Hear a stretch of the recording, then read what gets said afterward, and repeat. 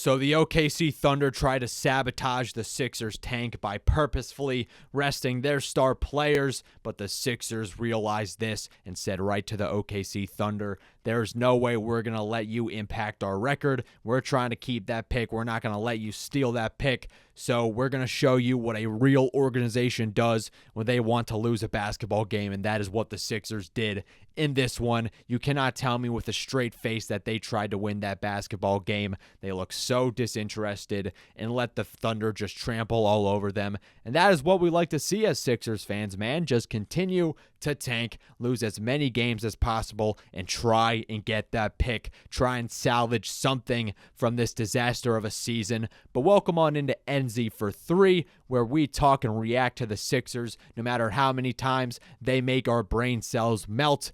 And all you need to take away from this game is that Justin Edwards is an absolute beast. Another diamond in the rough move by Daryl Morey, bringing Justin Edwards on board, and he has done a lot for this team from an entertainment standpoint.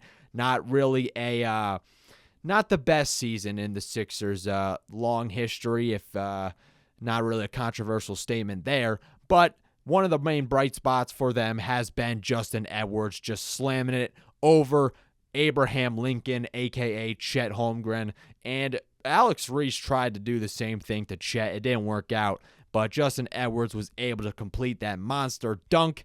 And yeah, man, Justin Edwards, like, what else can you say about him at this point? He is a solidified NBA role player and should be a piece of the Sixers core moving forward. And you can give a lot of flack to Daryl Morey. I don't know if he's going to remain the Sixers president of basketball operations this offseason, especially with how bad the Paul George signing and the Embiid signing have looked, and, refusing to sign James Harden. That was not a good idea in hindsight, and, just having not the best roster construction throughout these years, failing to trade Tobias Harris and all that. We could all talk about, Daryl Morey's tenure of the Sixers at another time, but what he has been able to do well is make these hidden signings that go under the radar, players that have been pretty much almost exiled from the NBA, aka Kelly Oubre Jr., man. He was about to not get signed by any team before the Sixers picked him up, and he had a career year and is looking like a legitimate NBA role player. And Justin Edwards is forming to be the same thing too. Young, athletic, can do multiple things on the court. And then you got Gershon Yabusele as well, and even Morey's draft picks with Tyrese Maxey and Jared McCain. And when I think about some of these, skills that these Sixers players have, whether it's Quentin Grimes or Justin Edwards, just these long, athletic wings who can run the floor, dribble, pass, and shoot, it reminds me of literally every single player on the Thunder's roster. If we just look at Basketball Reference and check out the Thunder's roster, you're going to find guys who are 6'5", 6'6", 6'7", can dribble, pass, and shoot. I'm talking Aaron Wiggins, Lou Dort, Jalen Williams. Who else? Even Brandon Carlson, who's an end-of-the-bench guy. He was given the Sixers buckets tonight. Oh, yeah, and Isaiah Joe, Sixers legend, who thankfully escaped this dumpster fire of an organization and moved to a team that actually appreciates youth and development. The Thunder gave Isaiah Joe a chance after stubborn dinosaur Doc Rivers refused to play him in Philly, and so Joe had to get waived. And then, he goes to the Thunder and becomes a key contributor on a championship contender. The Thunder are the top seed of the Western Conference and are most likely going to make a finals appearance, if they keep up this high level of play. And it really just shows, man, just how different these teams' philosophies are when it comes to building these rosters. We've seen the Sixers just prioritize signing guys who are past their prime, who are short, can't do anything anymore, like PJ Tucker, man. He was the premier role player signing for the Sixers in the 2022 offseason. And then, signing Kyle Lowry and Eric Gordon and Paul George. I know hindsight is 2020, but it is clear that when the Thunder, they focused on getting guys who they could develop, who they saw potential in, and just had skill sets that matched the modern NBA, it worked out and paid dividends, not only in the now, but in the future. And I'm glad that, I guess, the Sixers have finally started to realize that by making these moves for, Quentin Grimes, who hopefully stays with the team, is 24 years old, still has plenty of time to grow. I mean, just to really convey this, you got Alex Caruso, who's 31 years old, one of the oldest players on the Thunder, and he's only 31. That's the thing. 31 isn't that old, but to the Sixers, that is super young because we have seen so many guys who are just flat out decrepit and can't play alongside Joel Embiid. Because when you have a big man like Joel Embiid who is slow and tends to lose energy quickly, you need those guys who could keep up the pace and run the court, and that's what the Thunder have done. They have just embraced youth and development and athleticism and just have built such a fantastic roster, and it just looking at it, man, it just makes me upset because it makes me wonder what could have been if the Sixers took a different approach, if they didn't just focus on feeding numbers into an algorithm and having it spit out answers as to who they should sign in the offseason.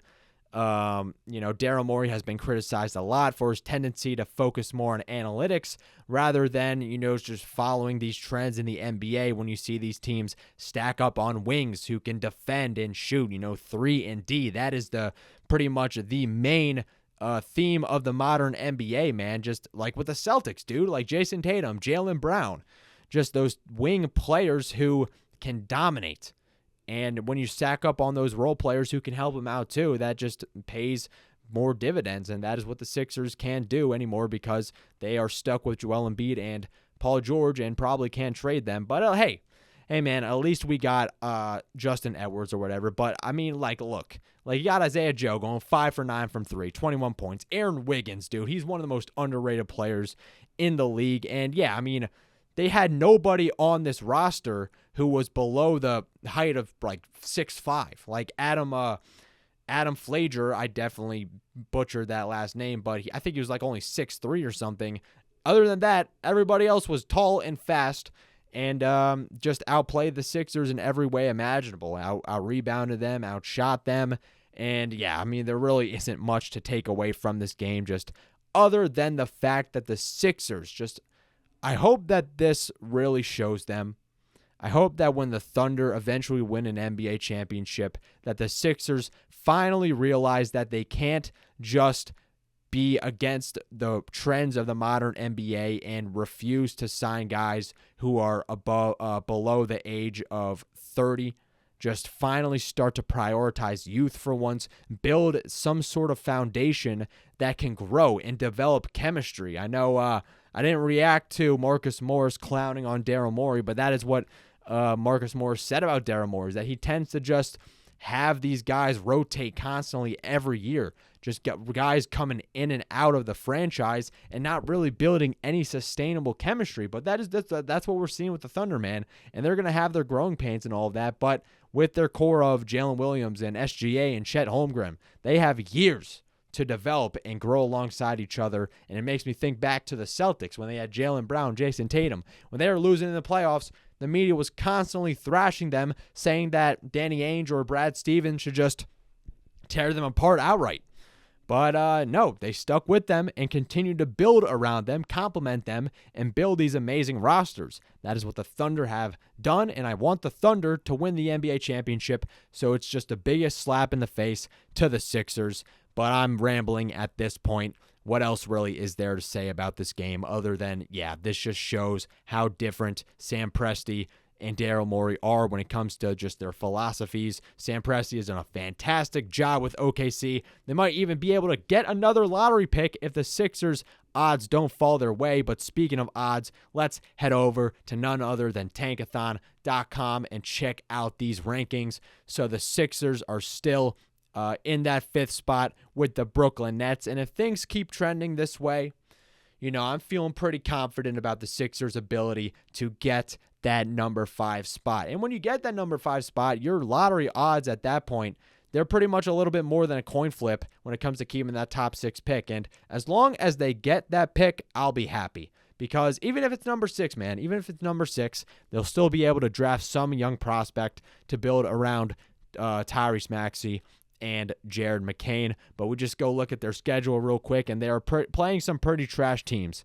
The San Antonio Spurs, who shut down Wemby and De'Aaron Fox. Then you got the Hawks and the Pelicans. The Pelicans and the Wizards, man, those are two of the biggest tanking teams in the league. Yeah, number 2 and number 4. So will the Sixers be able to tank in that game and those games? I'm not sure. I mean, I guess it depends on whether they play Quentin Grimes or not. I don't think Grimes really had the best game in this one against the Thunder, at least. I guess he finally got the memo that he can't just turn into Michael Jordan every game. The Sixers have goals for the future. Quentin Grimes, just pump the brakes a little bit. I'd appreciate it if you could just stop turning into Kobe Bryant and carrying the Sixers to all these wins, because over these next couple of games against the Wizards or against the Pelicans, we need to see them lose. That is the goal for the rest of this season. I hope the Sixers can adhere to that, because what else would be another slap in the face if the Thunder win a championship or at least go to the finals and then get another top pick? That's going to make me so mad, because it just makes me think of what could have been if the Sixers actually had a well-run organization. But before we head out, we got to sim the lottery, man. Number 6. That's what I was talking about. Let's go. Let's just do it one more time. And number 7. Now, we got to end this on a high note. Yep, number 1. Let's go. Cooper Flagg, welcome to Philly. Well, that's where we're going to end it. Be sure to hit that like and subscribe button if you're new around here. Appreciate everybody who's been sticking with me throughout the season. We're going to continue to grind and talk about the Sixers, even though they want to make us slam our head into a wall because of how incompetent they are. But who knows, man? Who knows? We will be here for all of it. But that's pretty much all I got. I'll catch you all in the next one. Peace.